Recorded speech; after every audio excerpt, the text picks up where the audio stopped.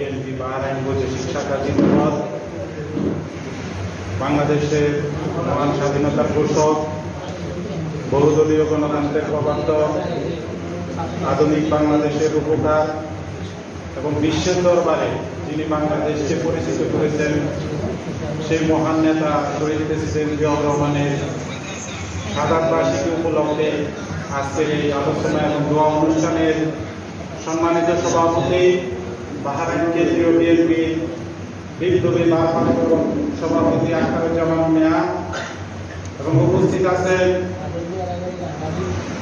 Senior সভাপতি আব্দুল গনি মজুমদার এবং প্রধান অতিথি হিসেবে উপস্থিত আছেন বর্ষিয়ান রাজনীতিবিদ, সাবেক ছাত্র নেতা, যিনি আমাদেরকে সবসময় বিভিন্ন পরামর্শ দিয়ে দলকে নেওয়ার জন্য কাজ করে যাচ্ছেন আমাদের প্রধান অতিথি আবুল বাশার ভাই এবং প্রধান বক্তা এবং বিশেষ অতিথিবৃন্দ এবং আজকের সঞ্চালক বাহরাইন বিএনপি সিনিয়র যুগ্ম সম্পাদক জাহাঙ্গীর আলম ভাই এবং আমার সহযোদ্ধা বাহরাইন কেন্দ্রীয় জাতীয়তাবাদী যুব দলের ভারপ্রাপ্ত সেক্রেটারি, সিনিয়র যুগ্ম সম্পাদক এবং ভাইস প্রেসিডেন্টগণ এবং শরীয়তপুর জাতীয়তাবাদী ফোরামের নেতৃবৃন্দ এবং স্বেচ্ছাসেবক দলের নেতৃবৃন্দ এবং উপস্থিত বাহরাইন বিএনপির বিভিন্ন শহর থেকে আগত নেতৃবৃন্দ, আসসালামু আলাইকুম ওয়া রাহমাতুল্লাহি ওয়া বারাকাতুহু।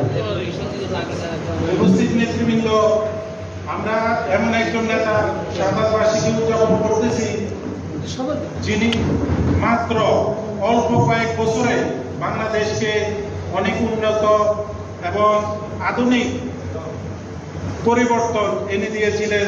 যখন বাংলাদেশ স্বাধীন হয়েছিল, শেখ মুজিব এবং তার লুটেরার বাহিনী, বিশেষ করে লক্ষ্মী বাহিনী দিয়ে বাংলাদেশের জনগণের উপরে যে নির্যাতন নিপীড়ন করা হয়েছিল, সেখান থেকে বাংলাদেশ সেনাবাহিনী এবং মুক্তিকামী জনগণ সিপাহী বিপ্লবের মাধ্যমে শহীদ প্রেসিডেন্ট জিয়াউর রহমানকে বাংলাদেশের নেতৃত্বে নিয়ে আসে এবং শহীদ প্রেসিডেন্ট জিয়াউর রহমান নেতৃত্বে আসার পরে বাংলাদেশে যে একটি দুর্ভিক্ষ হয়েছিল 1974 সালে, এখানে বিএনপির সিনিয়র নেতৃবৃন্দরা আছেন, আপনারা বলতে পারবেন এই কথাগুলো এখন নতুন তরুণ প্রজন্ম জানে না যে আওয়ামী লীগ কি জিনিস।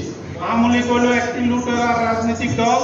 এই দলটি কিন্তু বাংলাদেশের এজেন্ট কোন রাজনৈতিক দল না, এটি হচ্ছে ভারত এবং রুশ ভারতের একটি এজেন্ট এবং এই আওয়ামী লীগ সবসময় বাংলাদেশের স্বার্থ চেয়েও তারা ভারতের স্বার্থকে বেশি প্রাধান্য দেয় এবং হাসিনা কিন্তু বাংলাদেশের প্রধানমন্ত্রী না, সে দিল্লির সাজানো একটি প্রধানমন্ত্রী এবং এই কারণে বাংলাদেশের জনগণ নিয়ে, বাংলাদেশের মানুষকে নিয়ে, বাংলাদেশের উন্নয়ন নিয়ে, স্বাধীনতা সার্বভৌমত্ব নিয়ে তার কোনো চিন্তা নাই। তার চিন্তা হলো যে ভারতকে কিভাবে আমি খুশি করতে পারি, আর তার পরিবারকে বিদেশে রেখে দিয়েছে এবং সে শুধু বাংলাদেশে আছে।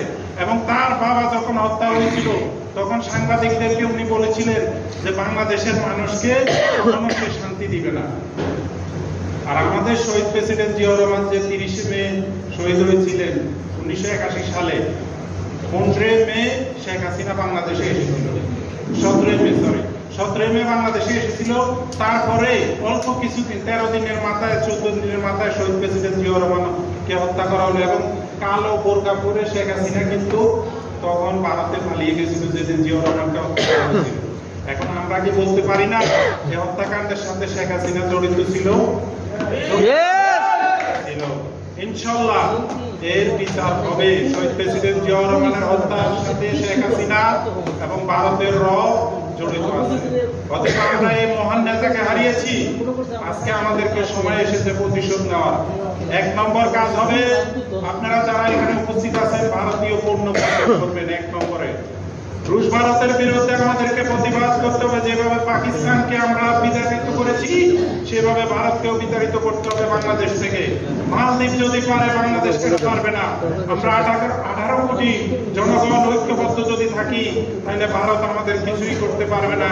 কারণ ভারতকে অলরেডি শ্রীলঙ্কা, নেপাল, ভুটান, মালদ্বীপ বিতাড়িত করেছে। বাংলাদেশ থেকেও ইনশাআল্লাহ ভারত বিতাড়িত হবে,